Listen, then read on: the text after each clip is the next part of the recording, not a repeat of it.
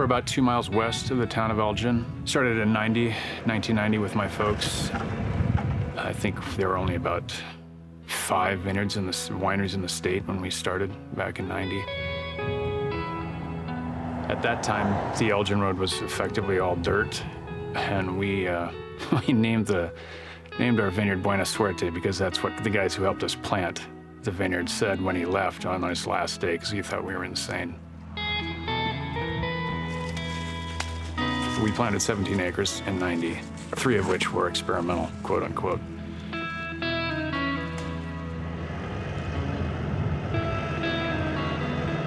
By the mid-2000s, the industry really took off. Sonoyta itself has seen a real spurt of growth just in the last 5 or 6 years. I think we've added 6 or 7 new wineries, almost a winery a year. The fact that we survived, yeah, maybe, gave them a little hope, I don't know. But we are basically honing down not only what does well in Arizona, but what does well on this particular property. We're getting there. We're slowly but surely getting there. Still. Yeah.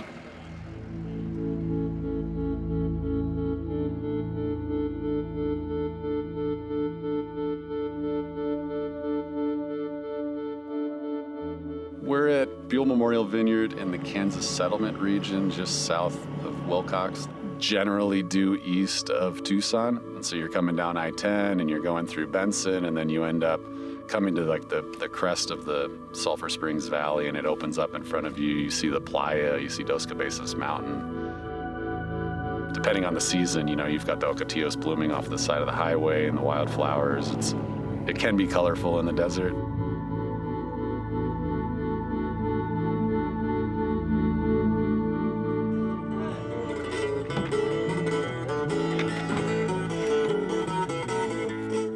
American Vineyards took ownership of Buell Memorial Vineyard in 2014 and brought me in to manage it. I manage a crew of anywhere from 10 to 26 people at this point, and we'll either have 1 or 2 picking crews going at one time.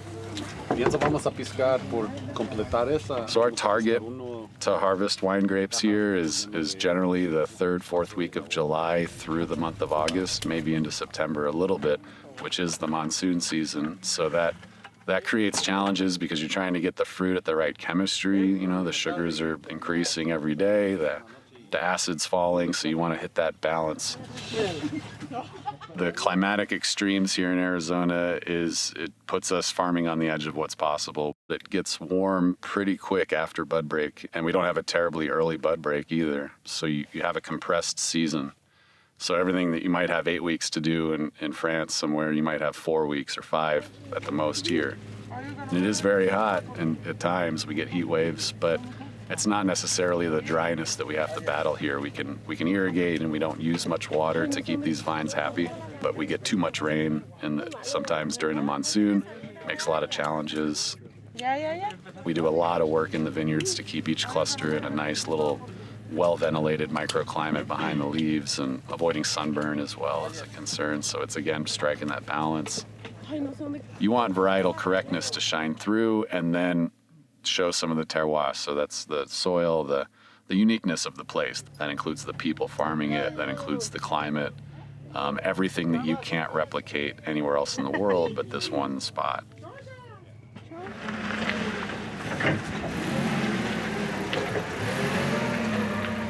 When bins are full, we get them back to the shop, get them weighed, documented, and loaded into the refrigerated truck to cool them down and hold them safe until they can be transported to the winery.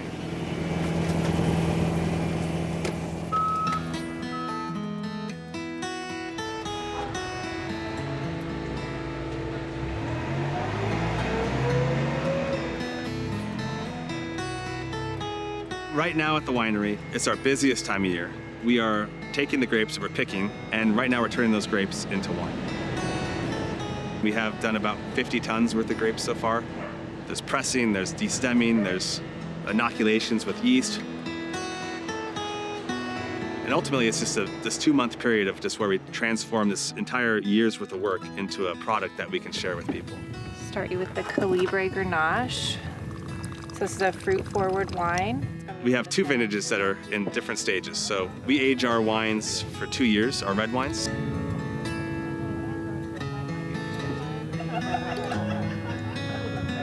We put it in a barrel. It needs to age. It needs to get some time to refine the tannins, but also just to give more character and complexity to the wines as well. We make our wines like right on the boundary of failure and greatness. There's a safe route you can take and make really marketable wines that are good. But you really, as a winemaker, you want to build something that's like super complex. And to do that takes lots of risk. That's kind of where we're at right now, is just kind of figuring out where we are, where we stand, how we can make the best wine we can possibly. The idea is to kind of transform people to a different vision of what wine tasting is. In my opinion, this is Arizona. We are outside most of the time. It's beautiful weather most of the time. Even when it's not beautiful weather, when it's raining, that's beautiful weather for an Arizona.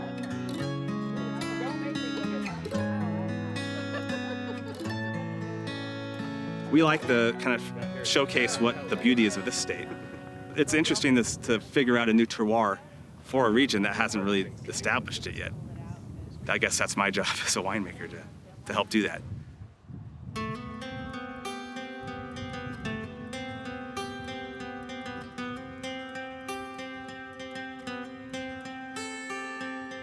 There's no question that you can see the difference in vintage, comparisons based on the weather that we've gotten, and which obviously involves monsoon moisture. And so, yeah, the more intense the monsoon, generally speaking, the less fruit-driven our wines are.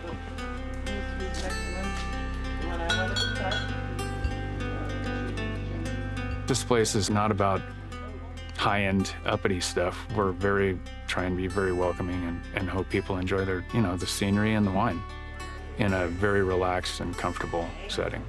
Yeah, and pretty, too. So, yeah.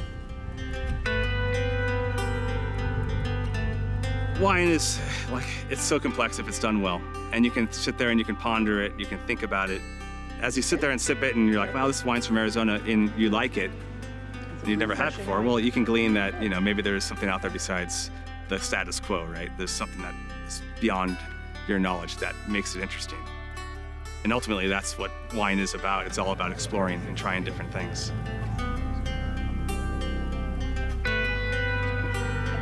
You can taste the struggle. Yeah, you can taste the struggle.